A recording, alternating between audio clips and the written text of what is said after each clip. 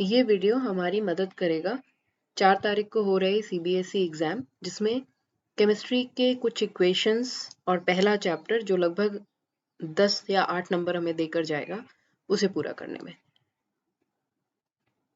कोशिश रहेगी कि इन 2 घंटों में हमारा ये चैप्टर पूरा हो जाए और इस तरह से कि बोर्ड एग्जाम में आने वाले क्वेश्चंस हमसे ना छूटे। आइए शुरू करते हैं।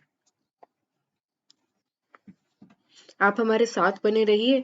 तो 2 घंटे में आपको लगभग एनसीईआरटी और दूसरी बुक्स में जो क्वेश्चंस दिए होते हैं, वो अगर बोर्ड एग्जाम में आते हैं तो हमारे वो कवर अप हो जाएंगे, लेकिन पूरे फोकस के साथ आपको इसके साथ एसोसिएटेड रहना पड़ेगा। लगभग 1 घंटे में आशा है कि ये वीडियो खत्म हो जाएगी, तब आप आराम से ब्रेक ले सकते हो और कहीं पर भी मौजूद क्वेश्चंस को सॉल्व कर सकते हो। मैं आने वाले इन दिनों में और भी केमिस्ट्री के जो चैप्टर्स हैं उनको कोशिश रहेगी कि ऐसा ही उनके साथ भी हो, अगर आपको ये पसंद आएगा तो। पहला चैप्टर है केमिकल रिएक्शन इन इक्वेशन। ध्यान रखें कि इस चैप्टर से आने वाले सभी क्वेश्चंस हमेशा इन वर्ड्स के साथ केमिकल रिएक्शन इक्वेशन यही लेकर आएंगे। अब इस चैप्टर्स में है क्या, उन 8 से 10 मार्क्स में पूछा क्या जाएगा। देखिए, इसमें पूछा जाएगा केमिकल रिएक्शन क्या होती है, केमिकल इक्वेशन क्या होती है। थ्रू आउट द चैप्टर ये वर्ड आपको मिलता ही रहेगा। फिर पूछा जाएगा बैलेंस्ड केमिकल इक्वेशन क्या होती है, केमिकल इक्वेशन और बैलेंस्ड केमिकल इक्वेशन। ध्यान से देखिएगा, केमिकल इक्वेशन को जब हम बैलेंस कर देते हैं तो वो बैलेंस्ड केमिकल इक्वेशन कहलाती है और यहाँ से क्वेश्चन बनता है। फिर केमिकल इक्वेशंस के टाइप क्या क्या होते हैं, यानी कि कितने प्रकार की होती है। अगर झंझट ना होता तो ये इतना बड़ा चैप्टर कैसे बन जाता। इसका मतलब है कि हमें जानना पड़ेगा कि कितने तरह की केमिकल इक्वेशन होती है। ज्यादा मुश्किल नहीं है, मैं बहुत जल्दी ही इसको कवर कर रही हूँ। आते हैं टाइप्स ऑफ केमिकल इक्वेशंस में। फिर केमिकल इक्वेशन को पहचानना, वो पूछेंगे कि ये केमिकल इक्वेशन किस प्रकार की है। पहले क्योंकि उन्होंने आपको पढ़ा दिया है कि केमिकल इक्वेशंस कितने तरह की होती हैं, अब उन्हें आपको पहचानना पड़ेगा कि आखिरकार ये किस प्रकार की केमिकल इक्वेशन है। एक्टिविटी बेस्ड क्वेश्चंस होते हैं। वो कह सकते हैं कि साइंस लैब में एक बच्चा ऐसा ऐसा एक्सपेरिमेंट कर रहा है, बताइए उसका आउटकम क्या होगा, या बताइए इसमें से ये कौन सी टाइप की इक्वेशन कर रहा है, या बताइए कि वो क्या गलती कर रहा है।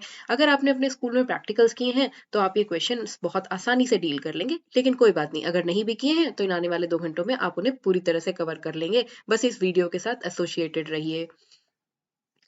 चलिए, पहला जो मुश्किल है, केमिकल इक्वेशन और केमिकल रिएक्शन, इन 2 वर्ड्स को समझ लेते हैं। देखो बच्चों, ये पूरा जो चैप्टर है ये केमिकल रिएक्शंस के बारे में है, और एक केमिकल रिएक्शन एक केमिकल चेंज होता है। क्या होता है? एक केमिकल चेंज। ये वो बदलाव है जो केमिकल्स के लेवल पर हो रहा है। ये ऐसा बदलाव नहीं है, याद करो तुमने क्लास 7th में पढ़ा था कि फिजिकल चेंजेस और केमिकल चेंजेस क्या होते हैं। फिजिकल चेंजेस वो होते हैं जिन्हें हम बदल सकते हैं, जैसे तुमने अपने शर्ट की बाजू को फोल्ड कर लिया, या रात में हम एक ब्लैंकेट ओढ़कर सोए, सुबह हमने वो ब्लैंकेट हटा दिया। इस तरह के जो चेंजेस हैं वो फिजिकल चेंजेस हैं जिन्हें हम वापस वैसा ही कर सकते हैं। लेकिन इस चैप्टर में कोई भी फिजिकल चेंजेस की बात नहीं हुई है। इस चैप्टर में हम सिर्फ केमिकल चेंजेस की बात कर रहे हैं, यानी कि जिनमें केमिकल बॉन्ड्स का टूटना और जुड़ना इन्वॉल्व होता है, यानी कि जहां पर एक केमिकल रिएक्शन हो रही होती है। अब तुम कहोगे हम केमिकल रिएक्शन पहचानेंगे कैसे? हाँ, और ये एक सवाल भी है कि what happens during the chemical reaction, how will you identify N chemical reaction. और ध्यान रखना दोस्तों कि एक वीडियो में भी हम आपको ये बता सकते हैं कि आखिरकार सवाल में वो आपको किस तरह से फंसाएगा और किस तरह से आपसे पूछेगा। वो आपसे पूछेगा बताओ, एक केमिकल चेंज में स्टेट में चेंज हो रहा है, मतलब सॉलिड लिक्विड में बदल रहा है, लिक्विड गैस में बदल रहा है, तो आप पूछेगा क्या वहां केमिकल रिएक्शन हुई। आप बोलोगे हाँ जी बिल्कुल हुई। चेंज इन कलर, यानी कि एक सफेद रंग की चीज ली गई थी, रिएक्शन होने के बाद वो काले रंग की हो गई, और यही वो आपको पहचान के तौर पर देगा और पूछेगा बताओ ये कौन सी केमिकल रिएक्शन है। कभी कोई बबल्स निकलें, गैस के बबल्स निकलें। तुम्हारे इस पूरे एनसीईआरटी में केमिस्ट्री में सिर्फ hydrogen, carbon dioxide gas bubbles के रूप में निकल रही हैं, तो डरने की बिल्कुल भी बात नहीं है। जहां पे भी बबल्स निकले समझ लेना हाइड्रोजन और कार्बन डाइऑक्साइड गैस के बबल्स निकल रहे हैं। हाँ, एक आध छोटी छोटी जगह है जहां पर जैसे वाटर की इलेक्ट्रोलिसिस में हाइड्रोजन और ऑक्सीजन गैस के बबल्स निकले हैं, तो परेशान नहीं होना, हम वो भी डिस्कस करेंगे। चेंज इन टेम्परेचर यानी कि कोई चीज ठंडी या गर्म हो जाए, रिएक्शन उसे भी केमिकल चेंज हो रहा हो सकता है, वहां पर हम ऐसा मानकर चलेंगे। तो यहाँ से इन चारों पॉइंट से क्वेश्चन बन सकता है कि केमिकल चेंजेस के दौरान क्या क्या हो रहा होता है। अब आप तो देखो, केमिकल रिएक्शन एक केमिकल चेंज को दिखाती है। केमिकल रिएक्शन एक केमिकल चेंज को दिखाती है। एक केमिकल की चेंज के दौरान ये चार चीजें हो रही हो सकती हैं: change in state, change in colour, bubbles of A gas evolve और चेंज इन टेम्परेचर। आओ देखते हैं तो फिर केमिकल इक्वेशन क्या है। केमिकल इक्वेशन कुछ भी नहीं। केमिकल इक्वेशन उसी केमिकल चेंज को जब हम सिंबल्स के फॉर्म में बताते हैं, शॉर्ट फॉर्म में लेकिन पूरी इंफॉर्मेशन के साथ बताते हैं, तो हम उसे एक केमिकल इक्वेशन कहते हैं। आप कहोगे नहीं समझ नहीं आया, तो मैं कहूंगी कोई बात नहीं। आप यहाँ देखो, यहाँ क्या हो रहा है, लकड़ी जल रही है और हीट बाहर आ रही है। आप ऐसे पूरा बोलोगे मैंने लकड़ी को जलाया, लकड़ी से आग निकली, आग से टेम्परेचर रेज हुआ, लेकिन इसको केमिस्ट्री की भाषा में कैसे कहते हैं?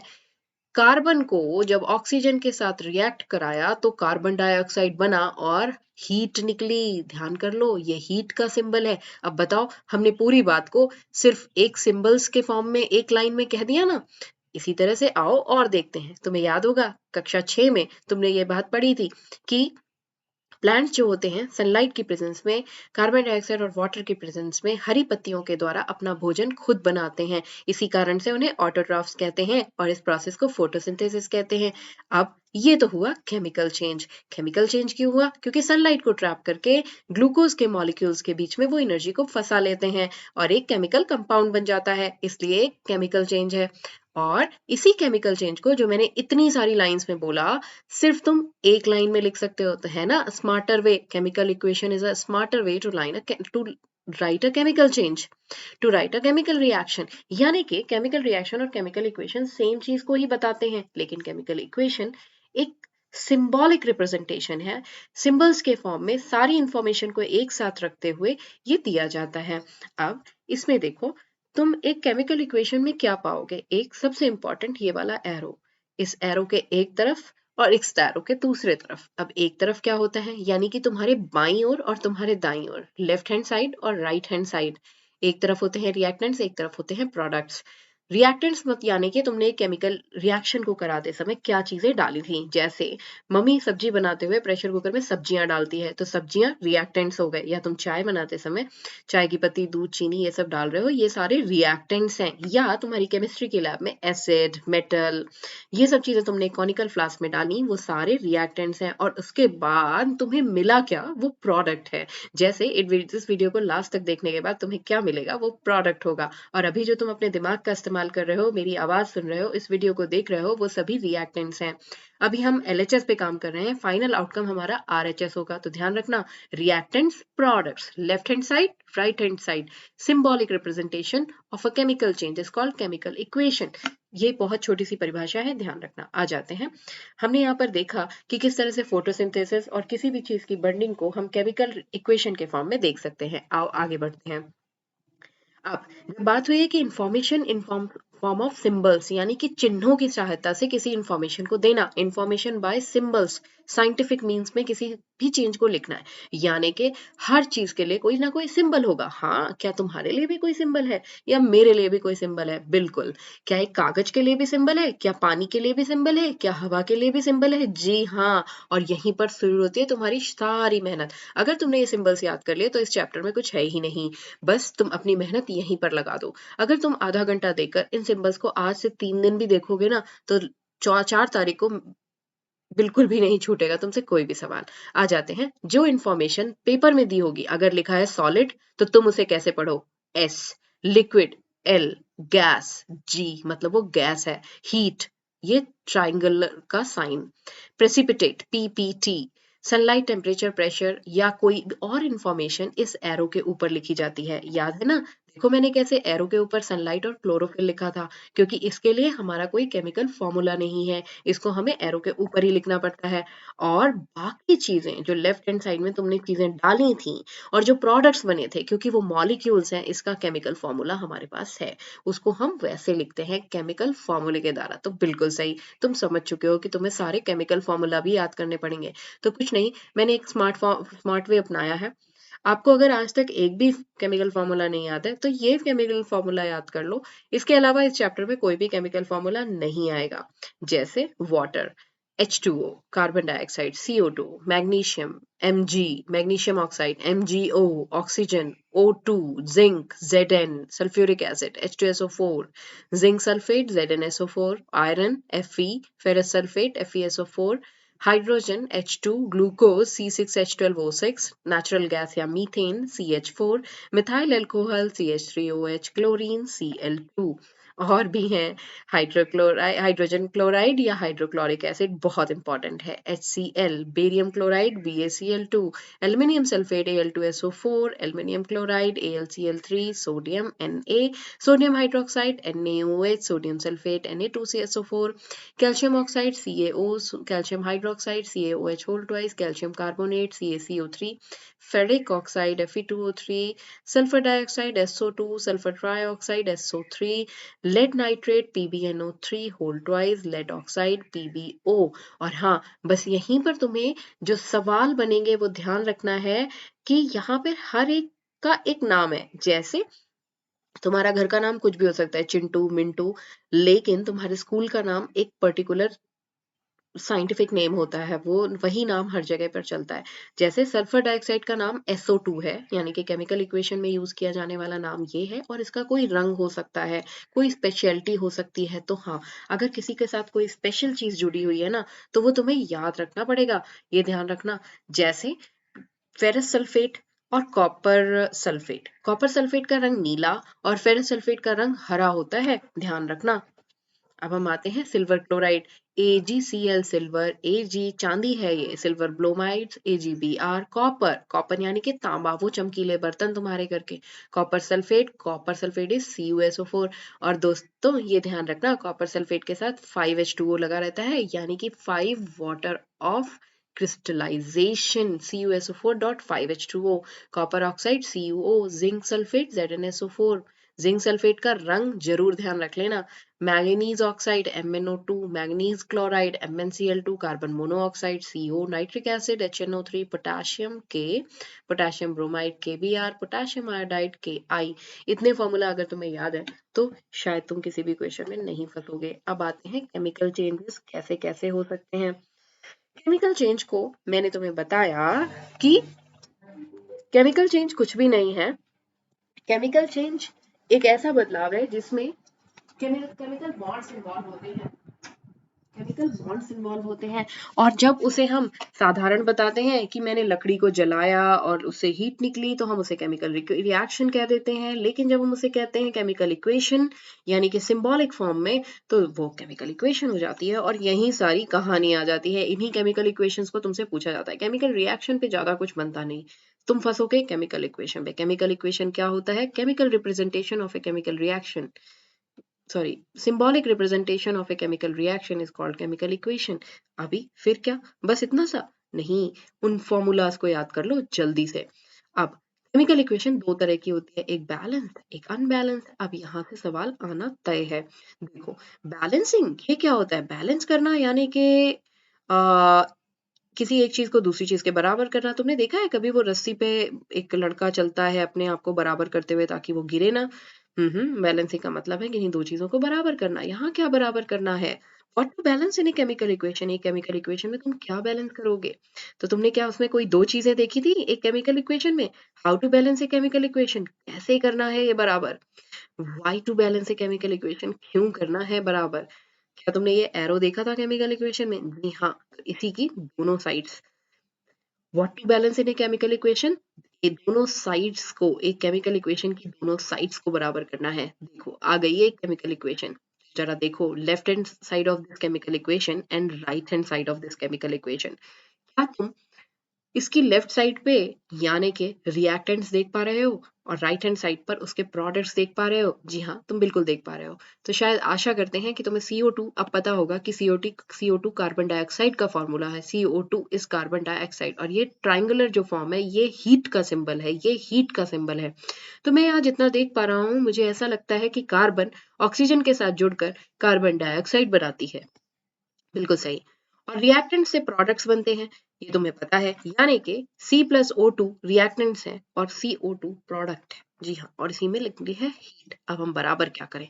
बराबर करने के लिए number of one type of atom in left hand side को, जैसे C, लेफ्ट हैंड साइड में कितने C हैं? एक। राइट हैंड साइड में कितने C हैं? जी हाँ, सिर्फ एक। लेफ्ट हैंड साइड में ऑक्सीजन कितने हैं? दो। और इधर कितने हैं? दो। तो बच्चों ये ध्यान रखना कि ऑक्सीजन के नीचे ये जो सबस्क्रिप्ट में छोटा सा नंबर लिखा होता है ना, ये उस कैपिटल लेटर में लिखे हुए एटम का संख्या होती है, ये उसका नंबर है, इतने मौजूद हैं वो यहाँ पे।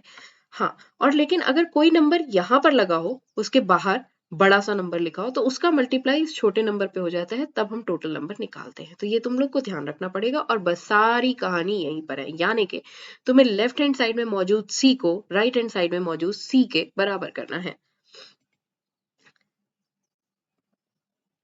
और ऑक्सीजन को लेफ्ट और राइट दोनों तरफ बराबर करना है। कुछ भी नहीं है, यानी कि बस एक एटम को काउंट करना है और मल्टीप्लाई करते जाना है। मगर ऐसा करना क्यों है? ऐसा इसलिए करना है बेटा, क्योंकि 9th क्लास में तुमने पढ़ा था लॉ ऑफ कंजर्वेशन ऑफ मास। यहाँ से सवाल बन सकता है, एक इक्वेशन को क्यों बैलेंस करना जरूरी है? क्योंकि हर equation law of conservation of mass को फॉलो करती है। अब law of conservation of mass होता क्या है? तो यहाँ देखो, अगर तुम देख पा रहे हो एक मॉलिक्यूल जिसे मीथेन कह रहे हैं, अगर तुमने कार्बनिक कंपाउंड्स वाला चैप्टर पढ़ा होगा तो तुम्हें वहां मीथेन जरूर मिला होगा।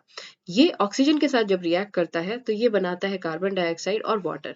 अगर ये ऊपर कठिन लग रहा है तो नीचे देख लो, मीथेन और ऑक्सीजन रिएक्ट करके कार्बन डाइऑक्साइड और वाटर बनाते हैं। अब लॉ ऑफ कंजर्वेशन ऑफ मास के हिसाब से प्रेशर कुकर में अगर तुमने 1 किलो गोभी, 1 किलो आलू और 1 किलो पानी डाला है, तो 3 किलो सब्जी बनकर निकलेगी, अगर उस प्रेशर कुकर के बाहर कोई भी चीज नहीं गई है। यानी कि रिएक्टेंट्स का जितना वजन तुमने डाला है, प्रोडक्ट्स का वजन उतना ही उनके टोटल के बराबर ही निकलेगा। तो यहाँ देखो, मीथेन का वजन है 16 ग्राम। वजन मैं नॉर्मल शब्द कह रही हूँ, यहाँ तुम्हें मॉलिक्यूलर मास निकालना आना चाहिए, जो तुमने 9th क्लास में सीखा था। कार्बन का मॉलिक्यूलर मास होता है 12, हाइड्रोजन का होता है 1, और यहाँ 4 हाइड्रोजन है, तो 4 इंटू 1 4 प्लस 12, 12 प्लस 4 16 ग्राम्स। इसी तरह से ऑक्सीजन का 32 इंटू 2 टोटल 80 ग्राम सामान तुमने डाला था, तो तुम्हें सब्जी कितनी बनकर मिलेगी? 80 ग्राम सी। यही है लॉ ऑफ कंजर्वेशन ऑफ मास। ऐसा नहीं है कि तुम 80 ग्राम सामान डालो और तुम्हें सिर्फ 40 ग्राम प्रोडक्ट मिले। आप जितना सामान डालेंगे प्रोडक्ट भी उतना ही मिलेगा, फिक्स्ड है ये चीज। तो आप ऐसा नहीं कर सकते कि ये इस रिएक्शन में एक तरफ तो 10 कार्बन रखें और दूसरी तरफ 20, नहीं, पॉसिबल ही नहीं है। आपने जितने कार्बन डाले हैं आपको उतने ही कार्बन मिलेंगे। तो इसी तरह से देखिए, यहाँ से भी बच्चों सवाल बन सकता है। अगर एक केमिकल इक्वेशन में या एक केमिकल रिएक्शन में आपने 64 ग्राम कैल्शियम डाला है और जिंक कार्बोनेट के 192 ग्राम यानी 192 ग्राम्स डाले हैं, तो प्रोडक्ट में आपको कितने ग्राम सामान मिलेगा? देखिए, आपको जब कैल्शियम जिंक कार्बोनेट से रिएक्ट करता है तो कैल्शियम का कार्बोनेट और जिंक बन रहा है। कैल्शियम कार्बोनेट तो बना 152 ग्राम, तो बताओ जिंक कितना बनेगा? सीधी सी बात है, जब 64 और 192 ग्राम डाला था तो इनका टोटल ही तो यहाँ निकल के आएगा। चलो अब फटाफट से आंसर बता दो, फिर लास्ट में डिस्कस करेंगे कि आखिरकार इसका आंसर होगा क्या। या चलो अभी कर लेते हैं, पहले 192 और 64 को जोड़ दो। 4 2 6 5 और 2, तो 256 टोटल वेट इधर का हो गया 256। अब बताओ 152 में कितना जोड़ें कि 256 हो जाए? बस वही इसका आंसर हो जाएगा। तो 256 minus 152 and you will get the answer. 256 में से जैसे ही आप 152 को घटाओगे आपको पता चल जाएगा कि दूसरा प्रोडक्ट कितना बना है। तो जरा 256 माइनस 152 करिए, 104 आंसर आएगा। जिंक 104 ग्राम बना। यही है लॉ ऑफ कंजर्वेशन ऑफ मास। और बेटा वो तुमको वाटर के इलेक्ट्रोलिसिस में यही फंसा देंगे। आगे हम इलेक्ट्रोलिसिस के टाइम पे भी law of conservation of mass की बात करेंगे। आ जाते हैं how to balance a chemical equation. Important है वो, शायद 1 मार्क्स के इक्वेशन में तुमसे कोई इक्वेशन बैलेंस करवा लें, तो अब तुम डरना नहीं, बस केमिकल इक्वेशन को आराम से देखना, उसे एक लुक देना और पढ़ना कि आखिरकार एलएचएस में क्या है और आरएचएस में क्या है। अब तुम्हें इन्हें ही तो बराबर करना है। इसके बाद एक, अगर तुमने अभी तक इसे नहीं किया है तो आराम आराम से चलना, एक टेबल बनाना और उस टेबल में जो जो मॉलिक्यूल्स तुम्हें इस लेफ्ट हैंड साइड में दिख रहे हैं उनमें जो एटम्स हैं, देखो एक कैपिटल लेटर एक एटम को दिखाता है, बस तुम उसके साथ जुड़ा हुआ स्मॉल लेटर उसी के साथ ले जाना। जैसे यहाँ पे स्मॉल एन दूसरा एटम नहीं है, कैपिटल जेड एन ये पूरा एक एटम है, एच एक एटम है, कैपिटल से लिखे हुए सभी एक एटम होंगे, स्मॉल को छोड़ भी सकते हो अगर तुम्हें इतनी भी केमिस्ट्री नहीं आती तो। कैपिटल लेटर एक एटम को दिखा रहा है, कैपिटल लेटर एक एटम को दिखा रहा है और छोटा वाला जो लेटर है वो तुम उसके साथ ले जा सकते हो। जेड एन एक एटम है, एच एक एटम है, कैपिटल एस एक एटम है, कैपिटल ओ एक एटम है।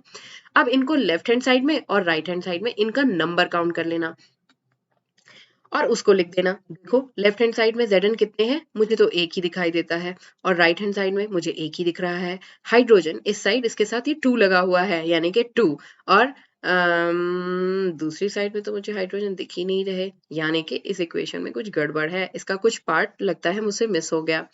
तो इसमें H2 निकली है, इसके साइड में H2 निकली है और हाइड्रोजन 2 हैं, ये मैंने गलत इक्वेशन नोट कर ली है। ZnSO4 प्लस H2 रखना तुम लोग। तो अब यहाँ पर क्या होता है, हाइड्रोजन 2 हो गए, सल्फर 1 और इधर भी सल्फर 1 और ऑक्सीजन कितने हैं यहाँ पे, देखो 4 और यहाँ पे ऑक्सीजन कितने हैं 4। ये क्या, ये तो दोनों तरफ दोनों एटम्स की संख्या बराबर ही है, यानी कि इसको बैलेंस करने की कोई जरूरत नहीं है, ये ऑलरेडी बैलेंस है। आई होप कि ऐसा ही हो जाए और तुम्हें ऑलरेडी बैलेंस इक्वेशन मिल जाए, तो यानी कि यहाँ पे LHS is equal to RHS, तुम्हें रिएक्शन बैलेंस करने की कोई जरूरत नहीं है। लेकिन अब एक एग्जांपल से तो सीखना ही पड़ेगा। आ जाओ दूसरी इक्वेशन लेते हैं। चलो अब मेरे साथ साथ इस इक्वेशन को लिखकर वैसी ही टेबल बना लो जल्दी से। LHS is equal to RHS भी करो फिर। चलो पहचानते हैं कि उस टेबल में कैसे फिल करें, कौन कौन से एटम है। एटम है Fe का, ओके, कैपिटल एच एक एटम है, कैपिटल ओ एक एटम है। अब इनकी संख्या गिनना पड़ेगा। मुझे लेफ्ट हैंड साइड में Fe एक दिख रहा है और राइट हैंड साइड में मुझे 3 Fe दिख रहे हैं, जबकि हाइड्रोजन लेफ्ट हैंड साइड में 2 हैं और इधर हाइड्रोजन 2 हैं और ऑक्सीजन इस साइड एक ही है जबकि इधर 4 ऑक्सीजन है। ध्यान रखना ये जो छोटा नंबर होता है ये अपने आगे लिखे हुए एटम के नंबर को रिप्रेजेंट कर रहा होता है। अब तुम कहोगे अब क्या करें, कुछ नहीं करना है, बस जहां पर सबसे ज्यादा एटम्स में वेरिएशन है, जैसे सबसे ज्यादा 1 और 4 का वेरिएशन सबसे ज्यादा है, बस तुम इसे ही उठा लो, ये सबसे ज्यादा बिगड़ैल है, इसे ही सबसे पहले संभालेंगे। तो कुछ नहीं करना है। 1 को 4 कैसे बना सकते हो, कम को ज्यादा बनाना। 1 को 4 कैसे बना सकते हो, जब जैसे ही 1 में 4 का मल्टीप्लाई करोगे वो 4 बन जाएगा। अब एक चीज जो ध्यान रखने की है, देखो मैंने यहाँ पे क्या किया, 1 इंटू 4 इज इक्वल टू 4।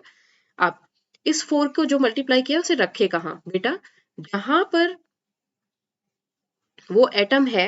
जैसे तुमने 4 का मल्टीप्लाई ऑक्सीजन में किया लेफ्ट हैंड साइड में, तो ये वाटर के साथ है, बस तुम इसके आगे 4 लगा दो। देखो मैंने कैसे किया, 4 लगा दिया। अब अभी भी ये पूरी इक्वेशन बैलेंस नहीं होगी, तो फिर से टेबल बना लो। लेफ्ट हैंड साइड और राइट हैंड साइड में एटम्स की नंबर लिखते जाओ।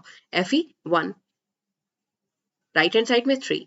हाइड्रोजन देखो, अब लेकिन इस हाइड्रोजन का मल्टीप्लाई हाइड्रोजन के साथ इस 4 का मल्टीप्लाई तो होगा ही, 4 इंटू 2 इज इक्वल टू 8 और यहाँ पर 2 ही। लो हाइड्रोजन तो और अनबैलेंस हो गई, डरने की कोई बात नहीं है। फिर हम देखते हैं, अब ये सबसे ज्यादा अनबैलेंस है, इसे बैलेंस करने के लिए क्या करेंगे। ये 8 है, ये 2 है, तो कोई बात नहीं, 2 में 4 का मल्टीप्लाई कर दो वो 8 हो जाएगी। अब लेकिन जैसे ही तुम यहाँ 4 का मल्टीप्लाई करते हो तो तुम्हें इसका मल्टीप्लाई हाइड्रोजन कंटेनिंग एटम के सामने करना है, यानी कि तुम्हें इसके आगे 4 लगाना पड़ेगा। देखो लगा दिया ना मैंने 4। अब फिर से टेबल बना लो। अब देखो बाकी सबका क्या हाल है। मैंने देखा कि Fe में Fe इस साइड एक ही था और इस साइड 3 था, तो मैंने इधर 3 का मल्टीप्लाई कर दिया है।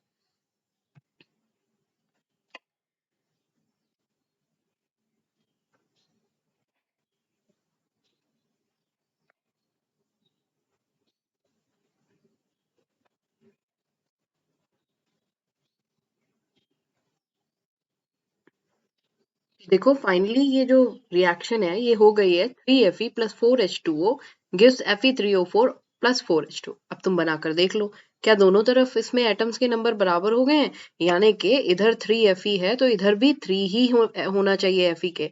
ये वाले नंबर्स तुम नहीं बदल सकते, तुम ये वाले नंबर्स नहीं बदल सकते, तुम सिर्फ यहाँ पर नंबर्स लगा सकते हो, ये हमेशा ध्यान रखना। क्योंकि अगर तुमने ये सबस्क्रिप्ट वाले नंबर बदले तो उसका फॉर्मूला ही बदल जाएगा।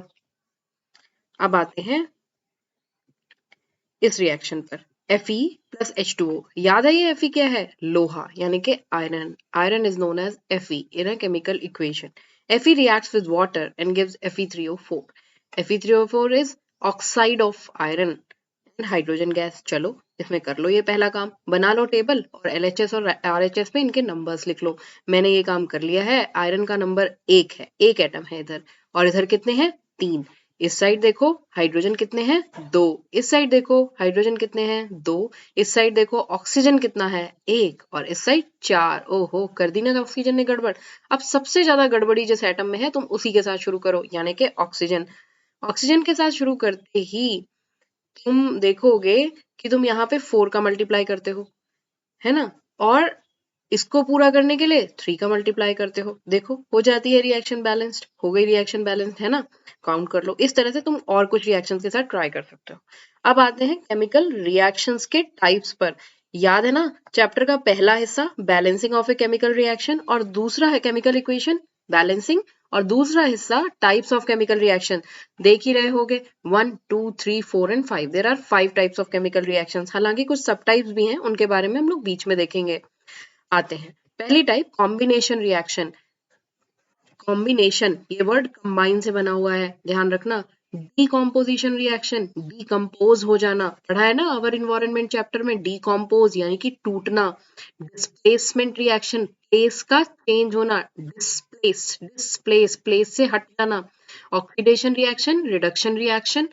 और शुरू करते हैं कॉम्बिनेशन रिएक्शन से। देखो इस वर्ड में छुपा हुआ है कंबाइन। कंबाइन यानी कि होता है ना, जब एक सेक्शन में कम बच्चे आते हैं तो तुम्हारे स्कूल में 2 सेक्शंस को कंबाइन कर दिया जाता है, या कंबाइन कॉपी बनाते हो तुम, यानी कि 2-3 सब्जेक्ट्स की कॉपी एक साथ बना लेते हो। आओ देखो, ऐसे ए और बी कंबाइन होकर ए बी बन गए हैं। A combines with B and gives A B. A B और सी तीनों कंबाइन होकर वो क्या बना लेते हैं? A B C. आओ इसी को ऐसे समझते हैं, ये है मिस्टर ए, ये है मिस्टर बी, और ये देखो इन्होंने क्या बना लिया? A B. इसी तरह से तुम्हें समझना होगा। तुम्हें कोई वो रिएक्शन इक्वेशन दे देंगे और उसमें कहेंगे क्या ये कॉम्बिनेशन रिएक्शन है, तुम्हें वहां पर पहचानना होगा। ये आता है टाइप्स को पहचानो। अगर 2 से ज्यादा रिएक्टेंट्स मिलकर एक प्रोडक्ट बनाएं तो उसे कॉम्बिनेशन रिएक्शन कहते हैं। देखो क्या ये रिएक्शन एक कॉम्बिनेशन रिएक्शन है? हाँ। कैल्शियम ऑक्साइड यानी कि quicklime reacts with water and gives calcium hydroxide. ध्यान रखना ये तुम्हारे चैप्टर की पहली इक्वेशन है, और यही वो रिएक्शन है जिसमें हम चूने की पुताई करते हैं अपने घर में। ये हो गया चूना, चूने में मिलाया पानी, और ये देता है कैल्शियम हाइड्रोक्साइड, इसे ही कहते हैं स्लेग्ड लाइम। और यहां पर मुझे लिखना चाहिए था ट्राइंगल का साइन, क्योंकि ये एक एक्सोथर्मिक रिएक्शन है। अब तुम कहोगे एक्सोथर्मिक, एक्सोथर्मिक का मतलब क्या होता है? बेटा एक्सोथर्मिक का मतलब होता है इस रिएक्शन में हीट निकलती है। देखो ऐसी ही दूसरी रिएक्शन, कार्बन जब ऑक्सीजन के साथ रिएक्ट करती है तो बनाती है कार्बन डाइऑक्साइड, और उसमें भी बहुत सारी हीट निकलती है। किसी चीज के जलने में हम ये इक्वेशन यूज कर सकते हैं। याद है उस टेबल में मैंने लकड़ी को जलाने में यही इक्वेशन का यूज किया था, और इसमें हीट निकलती है, तभी तो तुम आग तापते हो सर्दियों में। अब देखो ये है फोटोसिंथेसिस की रिएक्शन। यहाँ पर कार्बन डाइऑक्साइड और वाटर मिलकर, क्या ये कॉम्बिनेशन रिएक्शन है? नहीं, ये कॉम्बिनेशन रिएक्शन नहीं है, क्योंकि दो रिएक्टेंट्स लेकिन 3 प्रोडक्ट्स। अब देखो इसको, ये 2 रिएक्टेंट लेकिन प्रोडक्ट कितना? 1, यानी कि ये कॉम्बिनेशन रिएक्शन है। अब इन सबको तुम बैलेंस कर डालो, बैलेंसिंग की प्रैक्टिस कर लो। फिर आते हैं देखो डिकॉम्पोजिशन रिएक्शन, या पहले ये देख लेते हैं एक्सोथर्मिक और एंडोथर्मिक कौन सी रिएक्शन है। एक्सो मतलब एग्जिट, एग्जिट, एग्जिट मींस बाहर निकलना। जब तुम बीकर में चूना और पानी डालते हो तो क्या बाहर निकलता है? बहुत सारा टेम्परेचर, यानी कि हीट निकलती है। और यही पहचान है, वो तुम्हें सवाल में पूछेगा किस रिएक्शन में बहुत सारी हीट निकलती है। तो बेटा तुम्हारी केमिस्ट्री में 2 ऐसी इक्वेशंस हैं जिनमें बहुत सारी हीट निकलती है। एक, चूने का पानी में घोलना, यानी कि quicklime is added to the water, it releases lots of heat. तो अगर कोई भी ऐसा वर्ड उस इक्वेशन में आ रहा है तो तुम्हें उसे एक्सोथर्मिक रिएक्शन कहना है। एंडोथर्मिक रिएक्शन इज जैसे तुमने बीकर में कोई चीज घोली पानी में और वो बीकर अचानक से ठंडा हो जाए, these reactions are known as endothermic reactions. चलो आ जाते हैं अगले टाइप की रिएक्शन, वो है डीकॉम्पोजिशन रिएक्शन। डीकॉम्पोजिशन रिएक्शन वो रिएक्शन होती है जिसमें कोई चीज डीकॉम्पोज हो यानी कि टूटे। एक बात बताओ, अगर मोतियों की माला टूट जाती है तो कितने मोती बिखर जाते हैं? ज्यादा ना, माला थी एक लेकिन मोती कितने बने? बहुत सारे। बस देख लो, यहाँ हुआ इसका डीकॉम्पोजिशन और ये एक से ज्यादा टुकड़ों में टूट गया। डीकॉम्पोजिशन रिएक्शन, यहाँ केमिकल बॉन्ड्स का टूटना होता है। डीकॉम्पोजिशन रिएक्शंस में बॉन्ड्स टूटते हैं। ये अब देखो, लेकिन बॉन्ड्स किसकी वजह से टूटते हैं? Factor of decomposition, light, heat and electricity. या तो लाइट की वजह से तुम टूटोगे, या तो हीट की वजह से, या तो इलेक्ट्रिसिटी की वजह से। बहुत बार मैं सिखाता अपने वीडियोस में, ये वीडियो तुम्हें आगे बताएगा कि लाइट बहुत बार तोड़ने का काम करती है। जैसे देखा है कभी कि अगर तुमने देखा ना, वो मूवीज में दिखाते हैं टॉर्चर रूम है तो उसमें कोई वो लाया गया है, कोई व्यक्ति लाया गया है, उससे पूछताछ चल रही है, तो पहले तो अंधेरा कमरा होता है और सिर्फ उसके सर पे लाइट जल रही होती है। वो लाइट उसे एक तरह का प्रेशर दे रही होती है। अगर वो तब भी सच नहीं उगलता तो उसको बर्फ की सिल्ली पर लिटा दिया जाता है, और अगर वो तब भी नहीं टूटता तो उसे करंट के झटके दिए जाते हैं, यानी कि इलेक्ट्रिसिटी। ये सारी चीजें किसी को भी तोड़ने के लिए कारगर साबित हो सकती हैं। फैक्टर ऑफ डिकॉम्पोजिशन, जी हाँ, अगर ये डिकॉम्पोजिशन लाइट से हो तो डिकॉम्पोजिशन के लिए हम वर्ड यूज कर लेते हैं लाइसिस, और हो जाती है फोटोलाइसिस, यानी कि लाइट की वजह से कोई चीज टूट जाए, डिकॉम्पोज हो जाए, लाइट की वजह से होने वाले डिकॉम्पोजिशन को कहते हैं फोटोलाइसिस। टेम्परेचर की वजह से होने वाले डिकॉम्पोजिशन को कहते हैं थर्मोलाइसिस। इलेक्ट्रिसिटी की वजह से होने वाले डिकॉम्पोजिशन को कहते हैं इलेक्ट्रोलाइसिस। और ये सारे डायग्राम्स बिल्कुल दिमाग में सेट कर लो। ये देखो, खिड़की से आ रही है सूर्य की रोशनी, सनलाइट। लाइट से होने वाला डिकॉम्पोजिशन अधिकतर कर सिल्वर के कंपाउंड्स का होता है। ये भी ध्यान रखना, तुम्हारे 10th का काम इससे चल जाएगा। सिल्वर के कंपाउंड्स लाइट की प्रेजेंस में क्या कर जाते हैं? लाइज, टूट जाते हैं, डिकॉम्पोज कर जाते हैं। अब इसी तरीके से कुछ मेडिसिन आती हैं, उन्हें हमेशा काले रंग की बॉटल में रखने को कहा जाता है। क्यों? क्योंकि उनमें कुछ ऐसे कंपाउंड्स हैं जो लाइट की प्रेजेंस में टूट जाएंगे और फिर दवा का इफेक्ट वो नहीं रह जाएगा जो पहले रह जाता। इन्हें कहते हैं फोटोलाइटिक कंपाउंड्स और फोटोलाइसिस टाइप ऑफ रिएक्शन। अब हुआ थर्मोलाइसिस। देखो, ये बच्चा बीकर को छू रहा है और इससे टेम्परेचर निकल रहा है, यानी कि इस रिएक्शन में कुछ बबल्स भी दिखाई दे रहे हैं तुम्हें। और इस बीकर से निकलने वाली हीट ये बताती है कि यहाँ पे हो रही है थर्मोलाइसिस, यानी कि बीकर गर्म हो गया, उसे टच करके छुओ, या यहाँ पे थर्मोमीटर पड़ा होता तो उससे तुम्हें पता चल जाता कि इस रिएक्शन का टेम्परेचर कम या ज्यादा हो रहा है। रिएक्शन शुरू होने से पहले टेम्परेचर नोट किया जाएगा, रिएक्शन शुरू होने के बाद टेम्परेचर नोट किया जाएगा। तुम समझ जाना कि एक्सोथर्मिक या एंडोथर्मिक की बात हो रही है। और तुम्हारे 10th के लेवल पे दो एक्सोथर्मिक रिएक्शंस की बात होती है। एक quicklime is added to the water और second is the thermite process. ध्यान रखिएगा। आता है तीसरा, यहाँ पे इलेक्ट्रोलिसिस हो रही है, यानी कि इलेक्ट्रोलाइसिस, यानी कि इलेक्ट्रिसिटी के द्वारा। देखो 6 वोल्ट की बैटरी लगी है और ये एक जग में भर दिया है इन्होंने पानी। अब तुम्हें यहाँ पे ध्यान रखना है, ये होता है एसिडिफाइड वाटर, क्योंकि प्योर वाटर में इलेक्ट्रिसिटी तो फ्लो ही नहीं कर सकती। जैसे ही तुम इसमें इलेक्ट्रिसिटी फ्लो कराते हो तो क्या होता है कि वो जो वाटर है वो टूट जाता है। अब वाटर किस में टूटेगा? जिससे वो बना था, यानी कि ऑक्सीजन और हाइड्रोजन। वाटर टूट जाता है ऑक्सीजन और हाइड्रोजन में। अब तुम्हें ये ध्यान रखना है, ध्यान रखना, ऑक्सीजन के बबल्स एनोड पर निकलते हैं और हाइड्रोजन के बबल्स कैथोड पर निकलते हैं। ये बात ध्यान रखना। अब आते हैं हम अगली type of reaction, oxidation reaction पर। ऑक्सीडेशन, देखो ऑक्सीडेशन यानी कि ऑक्सीजन का लगना। तुम देखो यहाँ पे, अगर पीला वाला कंपाउंड ऑक्सीजन है, सॉरी पीला वाला मॉलिक्यूल ऑक्सीजन का है, तो वो किसके साथ लग गया? लाल वाले के साथ। यानी कि ऑक्सीजन का ऐड हो जाना इस रेड मॉलिक्यूल का ऑक्सीडेशन कहला रहा है। Addition of oxygen is called oxidation. Addition of oxygen is called oxidation. या रिमूवल ऑफ हाइड्रोजन, किसी चीज के साथ हाइड्रोजन लगी थी, हाइड्रोजन निकल गई, तो उसको भी कहेंगे हम तो ऑक्सीडाइज हो गए जी। अच्छा, तो ध्यान रखना दोनों परिभाषाएं, यानी कि ऑक्सीडेशन को हम ऑक्सीजन के फॉर्म में भी बता सकते हैं या हाइड्रोजन के फॉर्म में बता सकते हैं।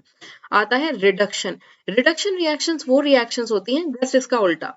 यहाँ पर हो जाएगा रिमूवल ऑफ ऑक्सीजन, यानी कि अगर किसी चीज से ऑक्सीजन निकल जाए या हाइड्रोजन जुड़ जाए। रिडक्शन मतलब हाइड्रोजन का जुड़ना, ऑक्सीडेशन मतलब ऑक्सीजन का जुड़ना, रिडक्शन मतलब हाइड्रोजन का जुड़ना। आप देखो यहाँ इस मॉलिक्यूल के साथ ये हाइड्रोजन का मॉलिक्यूल जुड़ रहा है, यानी इसका रिडक्शन हो रहा है। या फिर ऑक्सीजन का निकल जाना। यहाँ देखो, यहाँ तुमने इसका ऑक्सीडेशन कराया था ना, इसके साथ ऑक्सीजन जुड़ गई थी। अब तुमने इस जुड़ी हुई ऑक्सीजन को निकाल दिया तो इसको कहते हैं रिमूवल ऑफ ऑक्सीजन। अब इसी की तीसरी टाइप है रिडॉक्स रिएक्शन। कुछ नहीं है इसमें, अगर एक मॉलिक्यूल, तुम देखो इस रेड मॉलिक्यूल के साथ क्या जुड़ा हुआ था, ऑक्सीजन जुड़ा हुआ था, और ये एक पिंक कलर का मॉलिक्यूल था, लेकिन इस रिएक्शन में देखो क्या हुआ, रेड मॉलिक्यूल से कौन निकल गया, लो यहाँ से तो ऑक्सीजन निकल गया, ऑक्सीजन का निकलना, removal of oxygen is called reduction, इसका तो हो गया रिडक्शन। लेकिन पिंक वाले भाई साहब को देखो, इस मॉलिक्यूल के साथ अब ऑक्सीजन जुड़ गया है, यानी कि रेड से हुआ है रिमूवल ऑफ ऑक्सीजन, पिंक में हुआ है addition of oxygen. Removal of oxygen को कहते हो तुम रिडक्शन, और एडिशन ऑफ ऑक्सीजन को तुम कहते हो ऑक्सीडेशन। हो गया ना काम। इस रिएक्शन में दोनों चीजें एक साथ हो रही हैं, यानी कि ये हो गई रिडॉक्स रिएक्शन। यहां से सवाल आएगा, एक रिएक्शन में किसका ऑक्सीडेशन हो रहा है, किसका रिडक्शन हो रहा है, ये तो तुमने पहचान लिया, लेकिन अब पहचानना है कि ऑक्सीडेशन करा कौन रहा है या रिडक्शन करा कौन कर रहा है, कौन है जिम्मेदार ऑक्सीडेशन हो जाने के लिए, कौन है जिम्मेदार रिडक्शन हो जाने के लिए। बस वही हो जाएगा ऑक्सीडाइजिंग एजेंट, जो रिडक्शन करा रहा है वो हो जाएगा रिड्यूसिंग एजेंट। इस रिएक्शन को देखो, यहाँ पर पिंक वाले मॉलिक्यूल के साथ ऑक्सीजन एडेड था, लेकिन प्रोडक्ट में पिंक वाले मॉलिक्यूल से निकल गया ऑक्सीजन, यानी कि पिंक वाले का हो गया रिडक्शन, लेकिन रेड वाले का हो गया ऑक्सीडेशन। अब रेड वाले के ऑक्सीडेशन के लिए कौन है जिम्मेदार, ये पिंक वाले भाई साहब, क्योंकि इन्होंने ऑक्सीजन दी थी। अगर ये ऑक्सीजन ना देते तो रेड वाले का ऑक्सीडेशन हो ही नहीं पाता। तो जो ऑक्सीजन देता है, जो ऑक्सीजन अवेलेबल करा रहा है, उसे कहते हैं ऑक्सीडाइजिंग एजेंट। जैसे घर में होता है टिकटिंग एजेंट, जो टिकट करा के देता है, टिकटिंग एजेंट, उसकी टिकट नहीं होती है, उसकी खुद की टिकट नहीं होती है, टिकट तो होती है तुम्हारी, लेकिन टिकट लाता कौन है, टिकटिंग एजेंट। यहाँ पे ऑक्सीजन लाएगा कौन, ऑक्सीडाइजिंग एजेंट, और देगा किसको, जिसका ऑक्सीडेशन होगा, तो ऑक्सीडाइजिंग एजेंट हो जाएगा वो। रिड्यूसिंग एजेंट मतलब जो रिडक्शन कराएगा। देखो यहाँ पे रिडक्शन किसका हो रहा है, रिडक्शन मतलब एडिशन ऑफ हाइड्रोजन। देखो रेड के साथ हाइड्रोजन ऐड हो रही है ना, अब ये हाइड्रोजन दी किसने, ग्रीन वाले भाई साहब ने, तो ये हो गए रिड्यूसिंग एजेंट। चलो यहाँ पहचान लो। पहले तो ये देखो, यहाँ है नाइट्रोजन के साथ कौन जुड़ा हुआ है, हाइड्रोजन, और यहाँ क्या हुआ, नाइट्रोजन के साथ कौन जुड़ गया, ऑक्सीजन, यानी कि नाइट्रोजन का हो गया ऑक्सीडेशन, नाइट्रोजन का हो गया ऑक्सीडेशन। लेकिन ये जो भाई साहब हैं ऑक्सीजन, इनको जरा देखो इधर, इनका क्या हुआ, इनके साथ जुड़ गया हाइड्रोजन, हाइड्रोजन के जुड़ने को कहते हैं रिडक्शन। कुछ गड़बड़ तो है, यानी कि नाइट्रोजन का हो रहा है ऑक्सीडेशन और ऑक्सीजन का हो रहा है रिडक्शन। तुम देखो यहाँ पे क्या हुआ, नाइट्रोजन का ऑक्सीडेशन और ऑक्सीजन का रिडक्शन, और नाइट्रोजन का जब ऑक्सीडेशन हुआ तो ऑक्सीजन किसने दी थी, इसने, यानी कि ये था ऑक्सीडाइजिंग एजेंट। लेकिन जब इन भाई साहब का रिडक्शन हुआ तो हाइड्रोजन किसने दी, इसने, यानी कि ये हो गया रिड्यूसिंग एजेंट। तो रिड्यूसिंग एजेंट का खुद का ऑक्सीडेशन हो रहा है, ध्यान रखना ये सवाल आएगा। अब आते हैं ऑक्सीडेशन का ही एक दो और वर्ड्स हैं ऑक्सीडेशन से रिलेटेड। जब ऑक्सीडेशन किसी मेटल का हो, जब ऑक्सीडेशन किसी मेटल का हो, यानी कि मेटल के साथ ऑक्सीजन का जुड़ना, मेटल के साथ ऑक्सीजन का जुड़ना या हाइड्रोजन का निकल जाना इज कॉल्ड ऑक्सीडेशन। तो देखो ये हुआ किसका ऑक्सीडेशन, आयरन का ऑक्सीडेशन। आयरन का ऑक्सीडेशन रस्टिंग कहलाता है, उसे ही हम कोरोजन कहते हैं। ये देखो यहाँ पे रस्टेड आयरन और नॉर्मल आयरन, ये देखो ये कौन है, कॉपर का, यहाँ कॉपर का ऑक्सीडेशन हुआ, कॉपर का ऑक्सीडेशन के बाद कॉपर ऑक्साइड भी बन सकता है, और अगर कॉपर का कोरोजन एयर में पड़े पड़े हुआ है तो वो कार्बन डाइऑक्साइड से भी रिएक्ट कर सकता है और कॉपर का कार्बोनेट बना लेता है, क्योंकि ये कोरोजन जो है उसका एयर में पड़े रहने से हुआ है, और एयर में ऑक्सीजन भी होती है, एयर में कार्बन डाइऑक्साइड भी होती है, एयर में हाइड्रोजन भी होती है, एयर में वाटर भी होता है, तो वो किसी से भी रिएक्ट कर लेता है। मेटल्स का कोरोजन हमारे लिए एक बहुत बड़ी समस्या है, क्योंकि मेटल्स कोरोड होकर डिग्रेड होने लगती हैं, लेकिन एल्युमिनियम एक ऐसी मेटल है जिसका कोरोजन एल्युमिनियम ऑक्साइड की लेयर बनाता है जो कि बहुत मजबूत होती है। लेकिन आयरन का मेटल जब कोरोड हो जाता है तो ये आयरन का भूरे रंग का एक ऑक्साइड बन जाता है जो बहुत कमजोर है और ये गिर जाता है। लेकिन एल्युमिनियम के केस में जो एल्युमिनियम का ऑक्साइड बनाता है वो इतना मजबूत है कि वो एल्युमिनियम के ऊपर एक मजबूत कवरिंग चढ़ा लेता है, तो अंदर की मेटल जो होती है वो फर्दर एक्सपोज नहीं होती। और यहाँ पे बनेगा एक इंपॉर्टेंट सवाल, ध्यान रखना। ये देखो ये मैंने कॉपर का कार्बोनेट फॉर्मेशन दिखाया है, यहाँ पे कॉपर का काला काला सा सब्सटेंस बन रहा है जो कॉपर ऑक्साइड है, और ये ध्यान रखना कॉपर का ऑक्साइड काले रंग का, लेकिन कॉपर का कार्बोनेट हरे रंग का होता है, ध्यान रखना। यहाँ तुम्हें सवाल में बताएंगे X shiny metal a shiny metal X undergoes corrosion and forms a black color compound. Name the compound. तो अगर कॉपर ऑक्सीडाइज हो रहा है तो वो कॉपर ऑक्साइड बनाता है, लेकिन कॉपर अगर कार्बन डाइऑक्साइड से रिएक्शन करता है तो वो कॉपर का कार्बोनेट बनाता है, ध्यान रखना। और कॉपर का कार्बोनेट हरे रंग का होता है। अब सिल्वर, सिल्वर जब कोरोड होता है वो बहुत कुछ बना सकता है। एयर में जो भी प्रेजेंट था, सिल्वर का ऑक्साइड, सिल्वर का सल्फाइड, सिल्वर का कार्बोनेट, एनीथिंग, और उसकी कोटिंग चढ़ जाती है, इसलिए सिल्वर के कंपाउंड्स थोड़े दिन बाहर रखे रखे काले हो जाते हैं। इसकी वजह से तुम्हारी मम्मियां बहुत प्रॉब्लम फेस करती हैं, क्योंकि सिल्वर की उनकी पायलें, उनकी चूड़ियां वो थोड़े समय के बाद काली हो जाती हैं। इसके बाद उन्हें टूथपेस्ट से रगड़ के साफ करना पड़ता है या एसिड से रगड़ के साफ करना पड़ता है, ताकि उनके ऊपर चढ़ी हुई ऑक्साइड्स, कार्बोनेट्स, इन सब की लेयर चली जाए। अब हम आते हैं, ये हो गया तुम्हारा कोरोजन। ये पूछा जाएगा, corrosion is the oxidation of metal या corrosion is the reaction of metals with air. In air they can react with anything like oxygen, carbon dioxide, water, moisture, even acid. उससे वो कोरोड होने का मतलब बस ये है कि उनका डिग्रेड होना, लेकिन ऑक्सीडेशन का मतलब है कि सिर्फ ऑक्सीजन से रिएक्शन। अब हम आते हैं दूसरे वर्ड यानी कि रेंसिडिटी में। तो रेंसिडिटी भी एक तरह का ऑक्सीडेशन है, लेकिन किसका ऑक्सीडेशन है रेंसिडिटी? बेटा ऑयल्स का ऑक्सीडेशन कहलाता है रेंसिडिटी, और जो कि फूड्स में प्रेजेंट होते हैं। फ्रेश ऑयल अच्छा स्मेल करता है, फ्रेश ऑयल का टेस्ट भी अच्छा होता है, लेकिन जो रैंसिड ऑयल होता है यानी कि जब ऑयल का ऑक्सीडेशन हो जाता है तो वो खराब हो जाता है, उससे बदबू आने लगती है, उसका टेस्ट भी अच्छा नहीं रह जाता। इसलिए तुम ड्राई फ्रूट्स या मूंगफली इनको बहुत ज्यादा दिनों तक स्टोर नहीं कर सकते, उनका टेस्ट खराब होने लगता है। तुम पापड़ों, चिप्स इनको बहुत दिनों तक स्टोर नहीं कर सकते। इनफैक्ट अगर तुम कोकोनट ऑयल को बहुत दिनों तक स्टोर कर लो तो वो खराब होने लगता है, वो बहुत दिनों तक स्टोर नहीं किया जा सकता, क्योंकि उसमें ऑक्सीडेशन होने लगता है। और ये सवाल तुम्हारी एनसीईआरटी में भी है कि आखिरकार ये लेज के सुंदर सुंदर पैकेट्स इतने फूले हुए क्यों बनाए जाते हैं, क्यों इसमें हवा भर रहे हैं? वो सिर्फ इन्हें मोटा दिखाने के लिए। और उसमें भरी हुई हवा क्या हवा है? जी नहीं, उसमें भरी हुई एयर नाइट्रोजन है। एयर भी नहीं है, I am sorry, nitrogen gas भरी गई है उसमें, क्योंकि नाइट्रोजन गैस एक इनएक्टिव गैस होती है जो कि फैट्स एंड ऑयल्स के साथ रिएक्ट नहीं करती, और इससे वो चिप्स ज्यादा दिनों तक सेफ रहते हैं। उसमें से एयर को निकाल दिया जाता है और नाइट्रोजन को फ्लश इन करा जाता है, ताकि चिप्स के पैकेट में प्रेजेंट ऑयल, जो चिप्स में ऑयल भुने, क्योंकि चिप्स को ऑयल में भुना गया है ना, तो उनका ऑक्सीडेशन ना हो, यानी कि वो रैंसिडिटी ना हो, और उनका टेस्ट बहुत समय तक अच्छा रहे और आप इंजॉय कर सकें। अब हम आते हैं डिस्प्लेसमेंट रिएक्शन में। ध्यान से देखो इस वर्ड को, displace, place place place means स्थान। तुम्हारी जगह को अगर बदल दिया जाए कैसा लगेगा? देखो यहाँ पर ये येलो वाले साहब बैठे थे इन ब्लू वाले साहब के पास, ये ज्यादा ताकतवर साहब आ गए।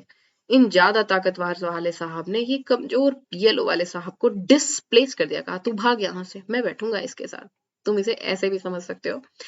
ये दो फ्रेंड्स बैठे थे, ये तुम्हारे फ्रेंड है। अब ये एक ज्यादा ही कुछ बड़ा सा फ्रेंड आ गया भाई, ये इसके पास ज्यादा है सब कुछ, इसके पास नॉलेज ज्यादा है, इसके पास पैसे ज्यादा है, हर चीज इसके पास ज्यादा है।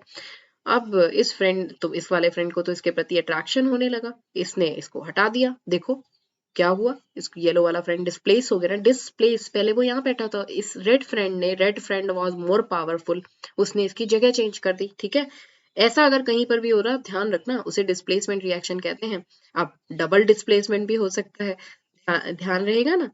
देखो यहाँ पर क्या हुआ, ये दोनों बैठे हुए थे, यहाँ पे था ना, दोनों बैठे हुए हैं। यहाँ पे देखो ये, अब तुम्हें ये पता है कि येलो वाले साहब से ज्यादा मजबूत है ये रेड वाले साहब। चलो भाई, रेड वाले साहब ब्लू वाले साहब के साथ आ गए। अब येलो वाले जो यहाँ पहले अकेले छूट गए थे, मगर इन्होंने अब ग्रीन वाले के साथ लग लिए ये। तो इन्होंने, दोनों लोगों ने एक दूसरे की जगह को आपस में एक्सचेंज कर लिया, एक दूसरे, तो दो बार डिस्प्लेसमेंट हुआ। येलो वाले ने रेड वाले की जगह को चेंज किया और रेड वाले ने येलो वाले को डिस्प्लेस किया। यहाँ पर रेड वाले ने सिर्फ येलो वाले को डिस्प्लेस किया था। अब आप बोलोगे डिस्प्लेसमेंट तो मैडम हम पहचान लेंगे, लेकिन हम ऐसा कैसे करें कि कौन किसको डिस्प्लेस करेगा? क्या येलो वाला रेड वाले को डिस्प्लेस नहीं कर सकता था?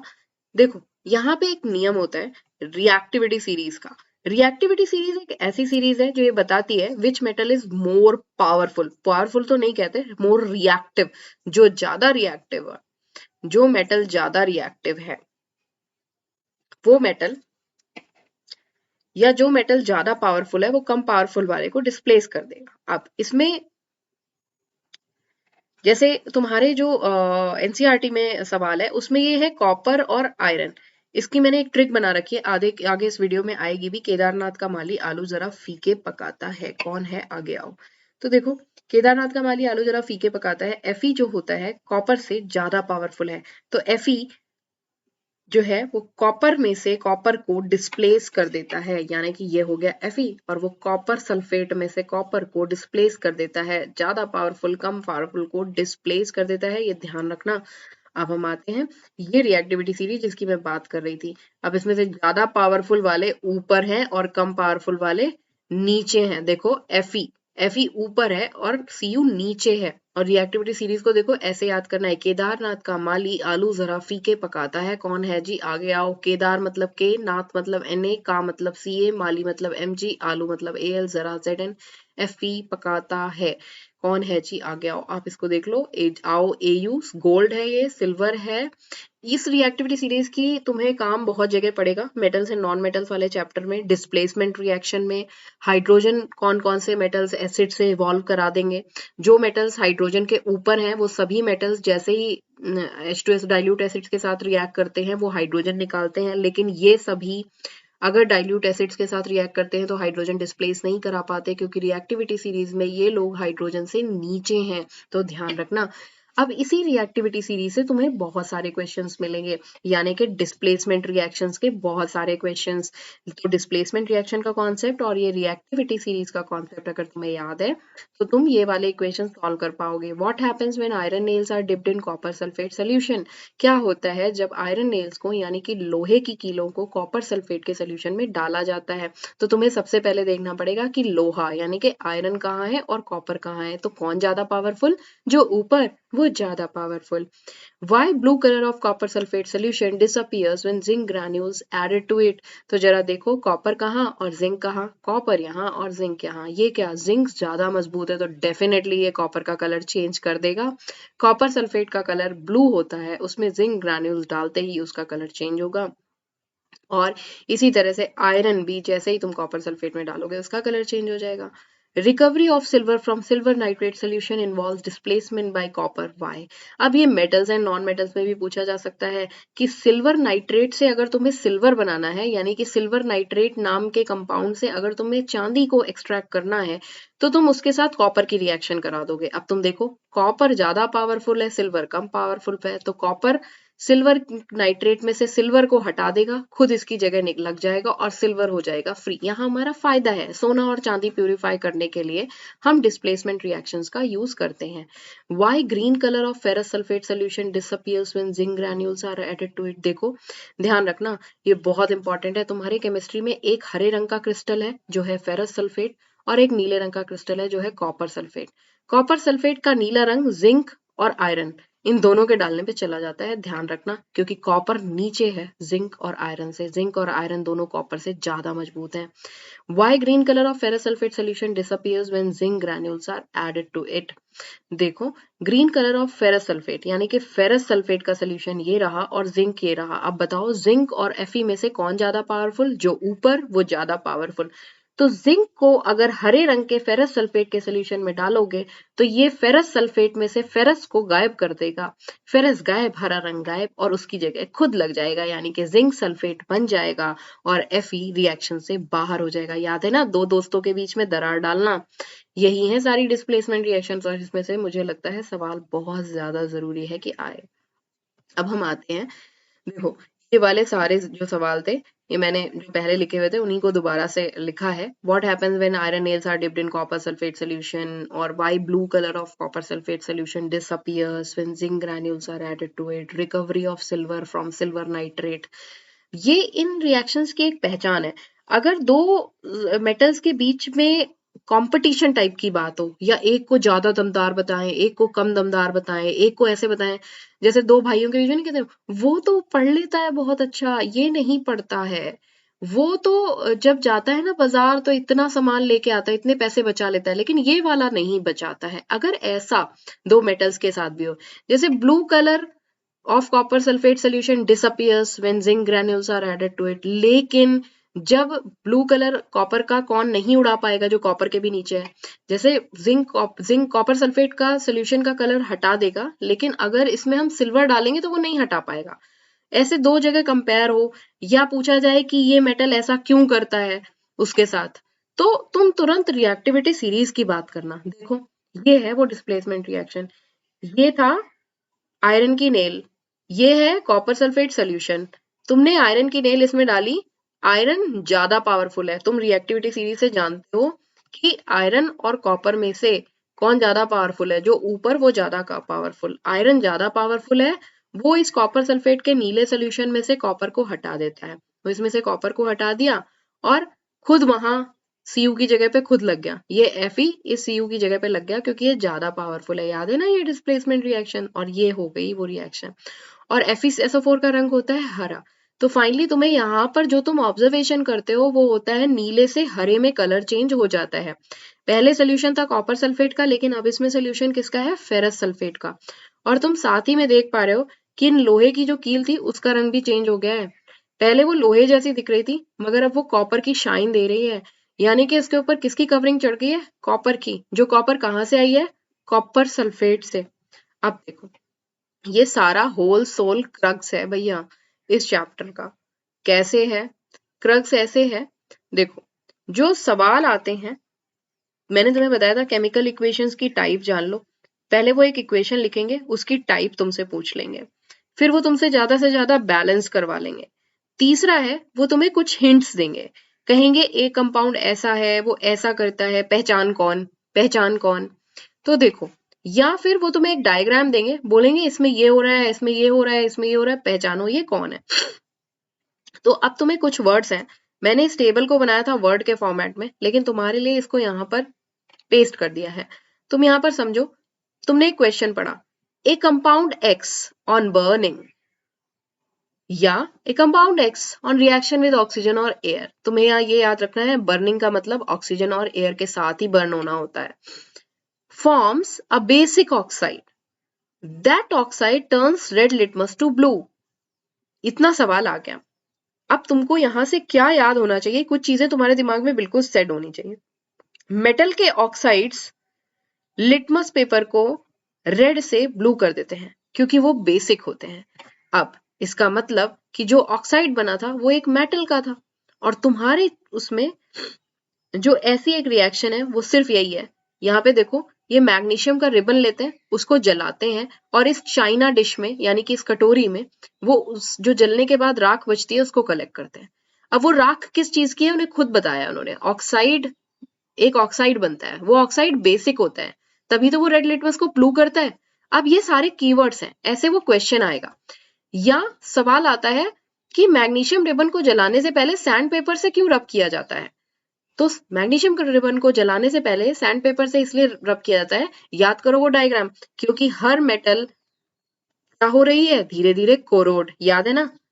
इनमें क्या होता है, देखो मेटल के ऊपर क्या चढ़ी होती है, मेटल के ऊपर किसी ना किसी चीज की लेयर चढ़ी होती है। तो इसी तरीके से मैग्नीशियम नाम की मेटल के ऊपर एक लेयर चढ़ी होती है जिसे हम कहते हैं कार्बोनेट या ऑक्साइड की लेयर, क्योंकि वो हवा में खुला हुआ पड़ा है, और हवा में कार्बन डाइऑक्साइड भी मौजूद है, हवा में ऑक्सीजन भी मौजूद है, वो उसके साथ रिएक्शन करते रहते हैं और उसके ऊपर कार्बोनेट की एक मजबूत लेयर चढ़ा लेते हैं। अगर तुम ऐसे मैग्नीशियम रिबन को जलाने की कोशिश करोगे तो वो बहुत देर में जलता है, इसलिए उसको पहले रेगमाल होता है ना, जिसे सैंड पेपर कहते हैं, उससे रगड़ना पड़ता है। ध्यान रखना ये बात। ये सारे जो कीवर्ड्स हैं ये सिर्फ और सिर्फ एक ही इक्वेशन की तरफ इशारा करते हैं। मैग्नीशियम रिबन को हवा में जलाओ तो वो मैग्नीशियम ऑक्साइड की सफेद राख बना लेता है। मैग्नीशियम का फॉर्मूला होता है Mg, ऑक्सीजन के साथ रिएक्ट करके मैग्नीशियम ऑक्साइड, और ये एक मेटल का ऑक्साइड है जो बेसिक होता है नेचर में। इसी के साथ अब शुरू करते हैं अगली रिएक्शन।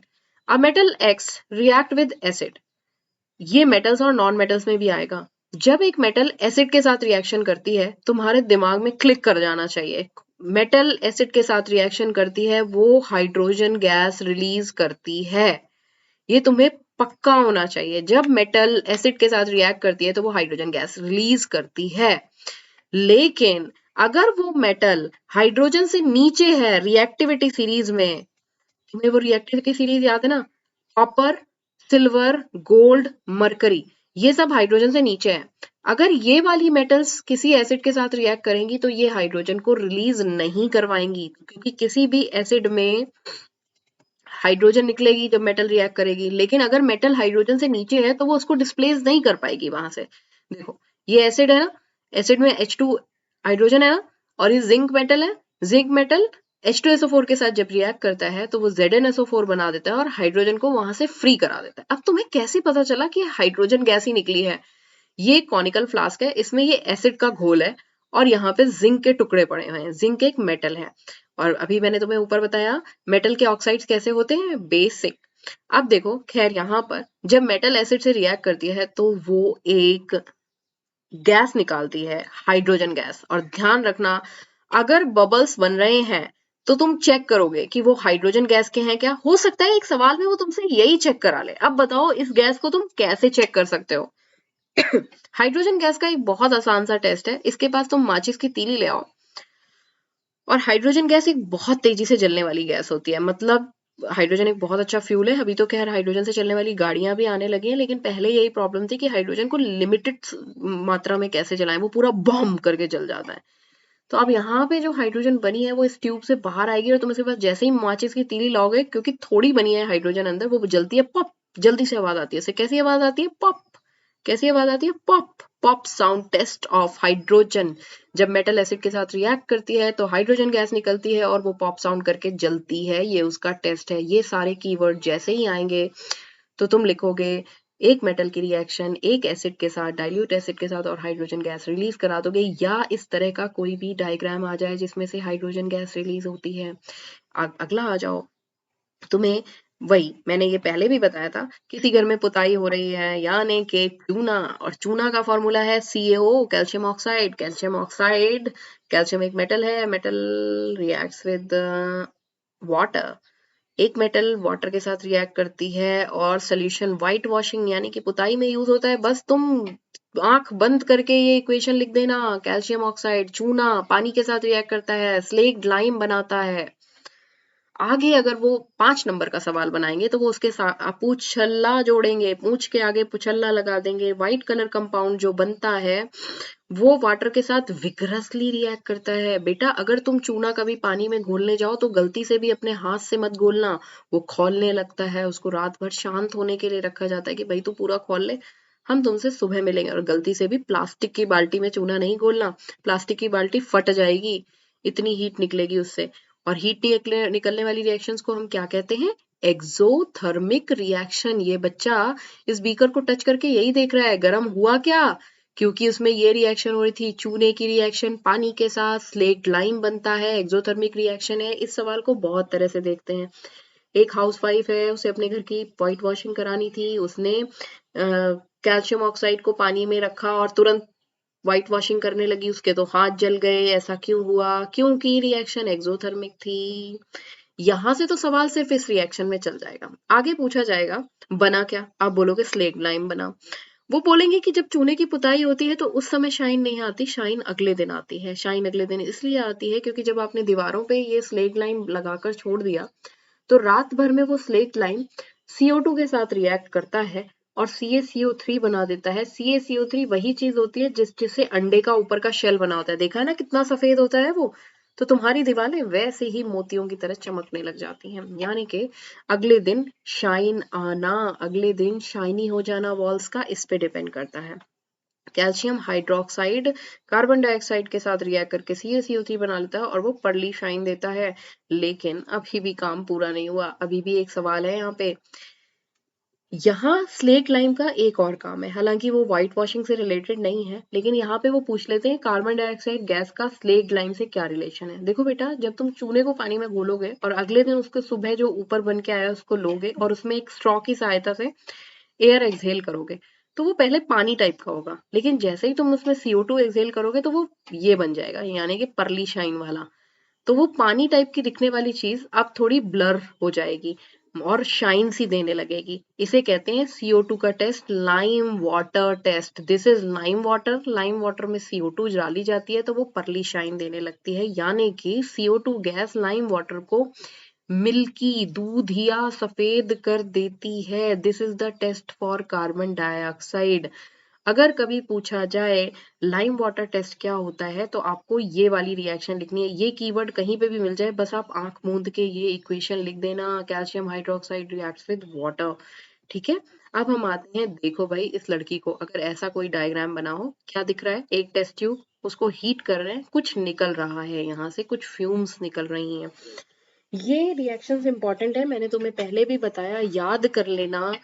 ग्रीन कलर्ड क्रिस्टल्स तुम्हारी बुक में दिए हुए हैं, सेम टाइम पे तुम्हारी बुक में नीले रंग के क्रिस्टल्स दिए हैं, काफी कलरफुल है तुम्हारी केमिस्ट्री।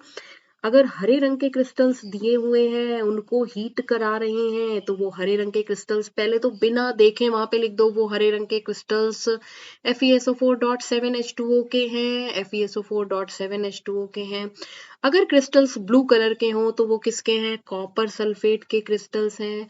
और जब तुम इन्हें हीट करते हो, जब तुम इन्हें थोड़ा सा हीट करते हो, तो इसमें से ये पानी उड़ जाता है, ये पानी उड़ जाता है, लेकिन तुम इन्हें फिर बहुत ज्यादा हीट करते हो, देख रहे हो कितनी देर तक हीट करती रहती है।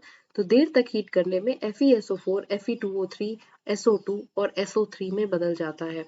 ये जो SO2 है ना, ये बर्निंग सल्फर जैसी गैस की स्मेल है इसकी, और ये भी एक पहचान है। अब बर्निंग सल्फर का मतलब क्या है? जैसे जब पटाखों को जलाने पे जैसी खुशबू आती है, उसे कहते हैं बर्निंग सल्फर की स्मेल। ये भी एक कीवर्ड है, burning sulphur. Water of crystallization क्या है? वाटर ऑफ क्रिस्टलाइजेशन वो वाटर है जो इसके मॉलिक्यूल में नहीं है, बॉन्ड नहीं बनाया है उन्होंने। जैसे दोस्त होते हैं ना, दोस्त हमारे ब्लड ब्लड रिलेशंस में नहीं है, लेकिन वो हमारे साथ हमेशा एसोसिएटेड होते हैं। और जैसे ही हम हीट किए गए, यानी कि टॉर्चर बाय पापा जी, तो वो सारे दोस्त भाग जाते हैं। ऐसा ही है यहाँ पे, जब FeSO4 के क्रिस्टल्स को तुमने हीट किया और वो पानी वहां से चला जाता है, तो FeSO4 का हरा रंग भी चला जाता है। FeSO4 का हरा रंग इन्हीं वाटर ऑफ क्रिस्टलाइजेशन की वजह से होता है।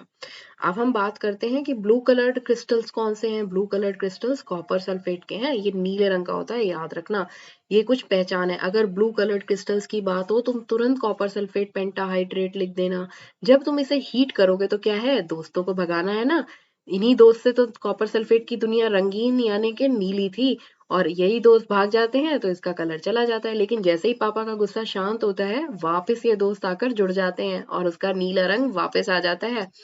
तो इसी को सवाल से पूछेंगे, blue colored crystals of element X were heated, they turned white and after some time they gained again the blue color. Write down the equation for this. तो बस तुम्हें तुरंत कॉपर सल्फेट की रंगीन दुनिया, नीले रंग की दुनिया दोस्तों के साथ उसे हीट कराना है, वो कॉपर सल्फेट बन जाएगा। बेरंग दुनिया हो गई, लेकिन पापा का गुस्सा शांत हुआ, वो दोस्त सारे फिर से आए और .5H2O बना दिया। इसमें कितने वाटर ऑफ क्रिस्टलाइजेशन है? इसके कितने दोस्त? 5 दोस्त। इसके कितने दोस्त? 7 दोस्त। 7 दोस्तों के साथ दुनिया हरी और 5 दोस्तों के साथ दुनिया नीली होती है। ये सभी कीवर्ड्स हैं बेटा। अब तुम आज इस पे जितनी मेहनत कर लोगे, यानी हरा रंग के क्रिस्टल्स FeSO4.7H2O, नीले रंग के क्रिस्टल्स CuSO4.5H2O। अगर हरे रंग के क्रिस्टल्स हीट किए गए, उनका रंग चला गया, मतलब 7 दोस्तों की कहानी है, 7 दोस्तों को भगाना है। और ज्यादा हीट कर दिया, मतलब पापा का गुस्सा अब शांत नहीं होने वाला, उन्होंने तो मुझे हॉस्टल भेजने की तैयारी कर ली है। अब बेचारा FeSO4 गया हॉस्टल, अब वहां पे खड़ूस खड़ूस टीचर्स, तो वो और ज्यादा टूट जाता है। Fe2O3 में बदल गया SO2 और SO3। और SO2 की पहचान स्मेल ऑफ बर्निंग सल्फर जैसी पटाखों से आती है। कोई भी चीज को सूंघा जा रहा है, यानी कि स्मेल हिंट होगी। स्मेल से रिलेटेड कुछ हिंट्स तुम्हारे में दी हुई हैं, जैसे SO2 बर्निंग सल्फर की हिंट है, कुछ और है जो कलर हिंट है। जैसे देखो, a compound X on heating gives brown coloured fumes. अब ये ब्राउन कलर तुम्हारे लिए हिंट है। ब्राउन कलर का सिर्फ एक ही कंपाउंड है तुम्हारे बुक में, तुम्हारे पेज नंबर 9 एनसीईआरटी पे दिया हुआ है। NO2 एक भूरे रंग की गैस है जो लेड नाइट्रेट के हीटिंग यानी कि थर्मल डिकम्पोजिशन, मैंने बताया था ना, टेम्परेचर वाला टॉर्चर किया जाता है जब इसका, तो ये बेचारा भी टूट जाता है। और लेड नाइट्रेट टूटकर लेड ऑक्साइड और भूरे रंग की गैस। देखो अब तुम, अगर उन्होंने एक डायग्राम बना के तुमसे सवाल पूछ लिया, एक टेस्ट ट्यूब, उसको हीट कर रहे हैं, हीट जहां भी हो थर्मल डिकम्पोजिशन लिखना। थर्मल डिकम्पोजिशन में भूरे रंग की गैस, भूरा रंग मतलब NO2, बर्निंग सल्फर की गैस मतलब SO2। अब आओ अगला, any colour change bye sunlight. Sunlight से मैंने पहले भी बताया था, सनलाइट यानी कि फोटोलिसिस, लाइट से होने वाला डिकम्पोजिशन सिल्वर के कंपाउंड्स का होता है। लाइट से जो चीज कंपाउंड टूट जाते हैं वो जनरली तुम्हारी बुक में दिए हुए हैं सिल्वर के, या कोई मेडिसिन से रिलेटेड सवाल बता देंगे। एक मेडिसिन है, उस पे रिकमेंडेशन लिखा हुआ है कि उसे सनलाइट में ना रखें, क्यों ऐसा है, तो आप बताओगे उसमें कोई ऐसा कंपाउंड है जिसकी फोटोलिसिस हो सकती है।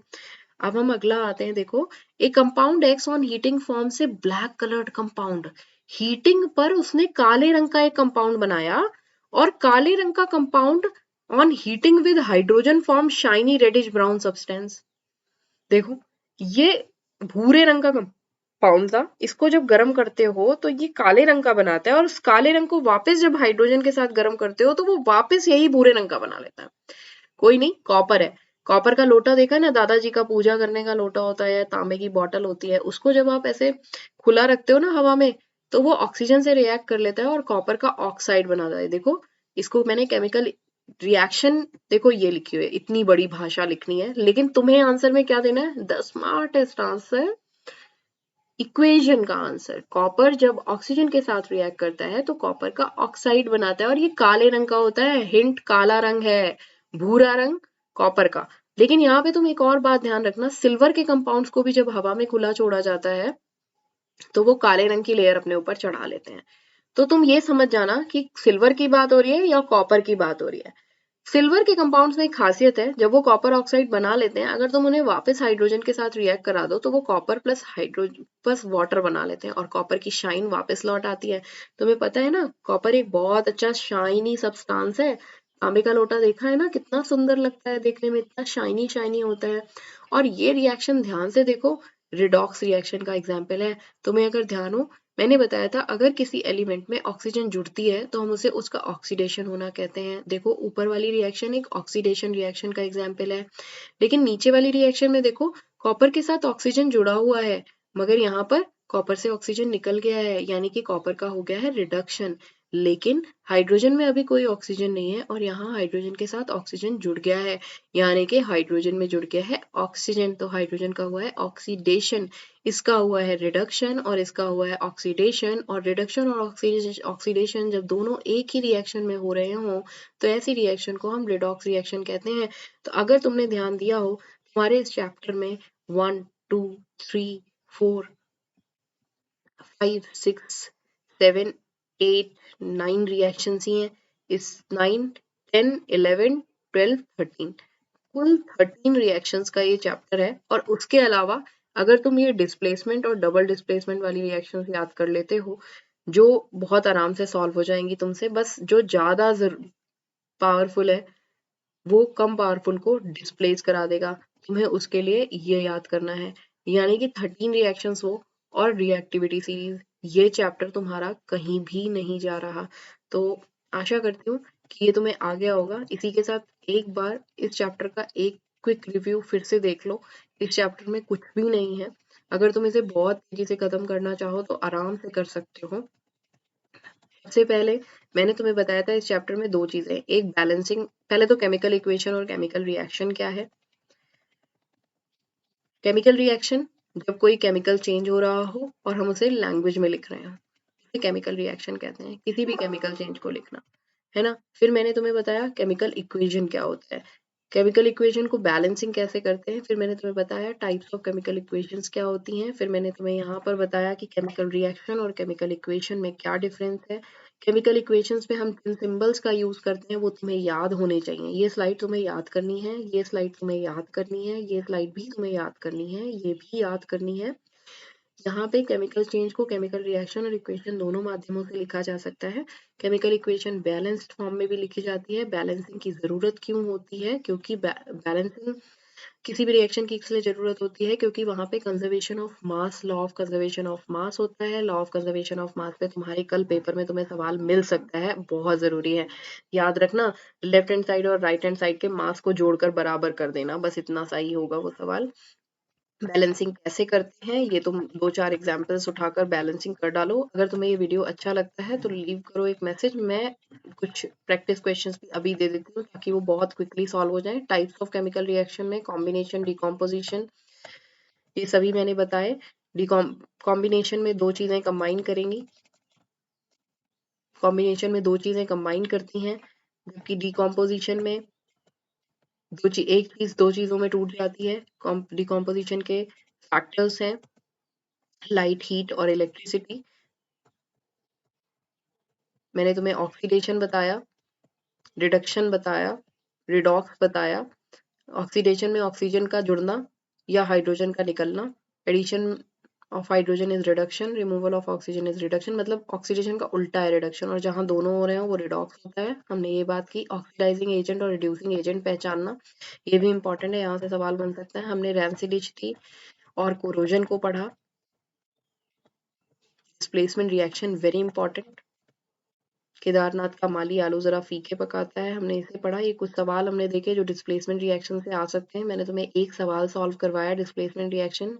कॉपर की आयरन की नेल्स को कॉपर सोल्यूशन में डाला गया, और ये सारी जो 13 रिएक्शंस हैं तुम्हारे एनसीईआरटी में, उनको जहां जैसे सवाल आएगा, सवाल में वो तुम्हें ये कीवर्ड्स देंगे, तुम कीवर्ड्स याद कर लो कि अगर कहीं पर भी बर्निंग आए, oxide, basic oxide litmus paper को ऐसा कर देता है, सैंड पेपर रबिंग आए, तो बस तुम्हें ये वाली इक्वेशन लिखनी है, मैग्नीशियम वायर को बर्न कर रहे हो। पॉप साउंड आए, हाइड्रोजन गैस निकल रही है, मेटल एसिड के साथ रिएक्ट करे। पॉप साउंड आए, जिंक किसी भी मेटल के हाइड्रोजन के साथ एसिड के साथ रिएक्शन करा दो। कहीं एक्सोथर्मिक रिएक्शन की बात हो, कोई जल गया तो वहां सब कहीं चूना घुल रहा है, कैल्शियम ऑक्साइड वाटर के साथ रिएक्ट कर रहा है, ये ध्यान रखना है तुम्हें। परली शाइन की बात हो, लाइट ग्रीन कलर्ड क्रिस्टल्स बताए, ब्लू कलर्ड क्रिस्टल्स बताए, वाटर ऑफ क्रिस्टलाइजेशन की वजह से ही कलर होता है, इनकी हरी जिंदगी बताई। इसको बहुत अच्छे से ध्यान रखना।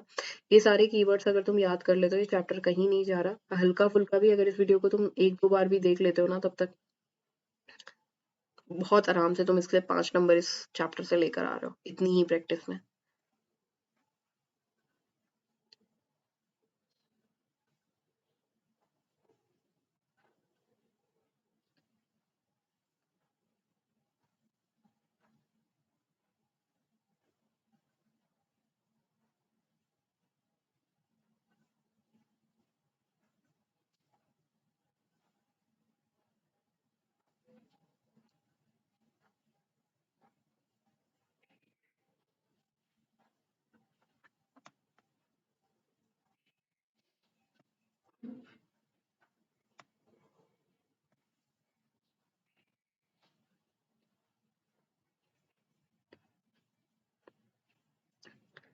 So all the best for your exam.